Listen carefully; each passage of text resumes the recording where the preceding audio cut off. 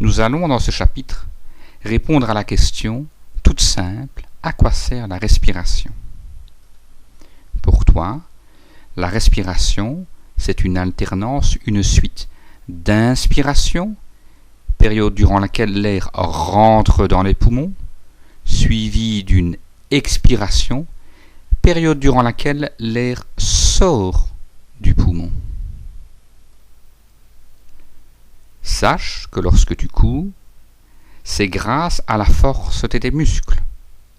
Sache que tes muscles sont composés de cellules musculaires et que chacune de tes cellules musculaires se contracte pour que tu puisses gagner ton match, pour que tu puisses courir vite et longtemps.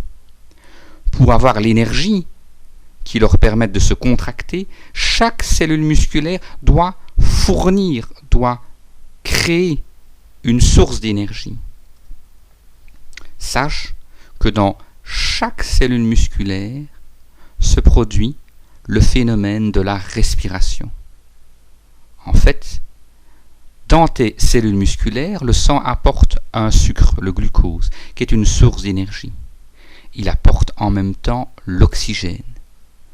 Le glucose, en réagissant avec l'oxygène O2, va en quelque sorte brûler et fournir de l'énergie. Cette énergie sera utilisée par les cellules musculaires pour se contracter. Mais deux déchets vont être produits par cette combustion du glucose, le CO2 et l'eau. L'eau n'est pas difficile à éliminer. Le CO2, lui, ne doit pas s'accumuler dans les muscles, sinon les cellules musculaires ne pourront plus fonctionner correctement. La respiration au sein de chaque cellule, c'est donc la combustion du glucose par l'oxygène qui donne de l'énergie, mais également un déchet difficile à éliminer, le CO2. Que se passe-t-il lorsque tu inspires de l'air, lorsque l'air rentre dans ton poumon? Eh bien, l'oxygène de l'air rentre également dans ton poumon. Dans ton poumon, il passe dans la trachée, les bronches, les bronchioles et arrive dans des grands sacs qu'on appelle les alvéoles. Dans ces sacs, entourés de vaisseaux sanguins, l'oxygène passe dans le sang.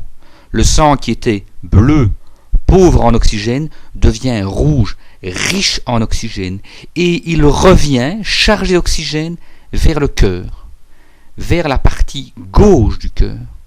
De là, le cœur enverra ce sang chargé d'oxygène vers tous les organes.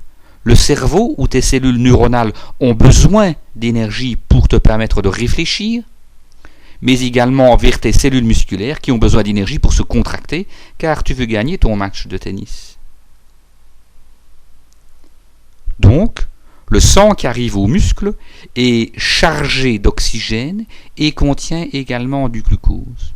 Ce glucose va être en quelque sorte brûlé par l'oxygène, ce qui produira de l'énergie nécessaire au fonctionnement de ces cellules musculaires et de toutes les cellules de ton organisme, mais également un déchet qui doit être absolument éliminé, le CO2. Comment éliminer ce CO2? Ce CO2 est donc dans les muscles et, par les vaisseaux sanguins, il va revenir au cœur droit, par les veines. Le cœur droit va envoyer ce sang riche en CO2 vers le poumon. Voici le sang riche en CO2 qui arrive dans le poumon. Et dans les alvéoles, le CO2 va passer à l'intérieur de l'alvéole, puis remonter dans les bronchioles puis les bronches et être éliminé à l'expiration. Tu as compris. À l'inspiration, l'oxygène de l'air passe dans le poumon, qui l'envoie vers le cœur gauche, qui l'envoie lui-même grâce aux artères, vers tous tes organes, tes muscles et ton cerveau notamment. Là, les cellules musculaires vont respirer, elles vont utiliser le glucose avec l'oxygène, elles vont en quelque sorte brûler le glucose, ce qui va produire de l'énergie qui permettra à tes cellules de bien se contracter, mais qui va produire également un déchet qui doit être éliminé, le CO2. Le CO2 reviendra par les veines vers le cœur droit et du cœur droit vers le poumon. Du poumon, il va passer dans les alvéoles et à l'expiration, tu vas chasser ce CO2, chasser ce déchet vers l'extérieur. Voilà, tu as compris maintenant ce qu'était la respiration. C'est une suite d'inspiration qui apporte l'oxygène et d'expiration qui chasse le CO2. Grâce à cette respiration, tes cellules musculaires peuvent fonctionner correctement, elles peuvent elles-mêmes respirer correctement et te permettre de vivre normalement. Lorsque tu as une crise d'asthme, brutalement, tes bronches se ferment, elles se bouchent. Les tuyaux bouchés ne laissent plus bien rentrer l'oxygène. L'oxygène n'arrive plus bien à passer dans le sang et tu vas manquer d'oxygène. L'organisme va demander à ton poumon de travailler plus fort et plus vite. Tu sentiras que ta respiration devient de plus en plus difficile. Tu ressentiras de la dyspnée. À l'effort, parfois même au repos. Lorsque tu devras chasser le CO2 qui doit être éliminé, de nouveau les petits bouchons seront présents. Tu devras forcer pour faire sortir le CO2. Beaucoup plus qu'à l'habitude. Tu ressentiras cette difficulté et ce besoin de respirer plus fort.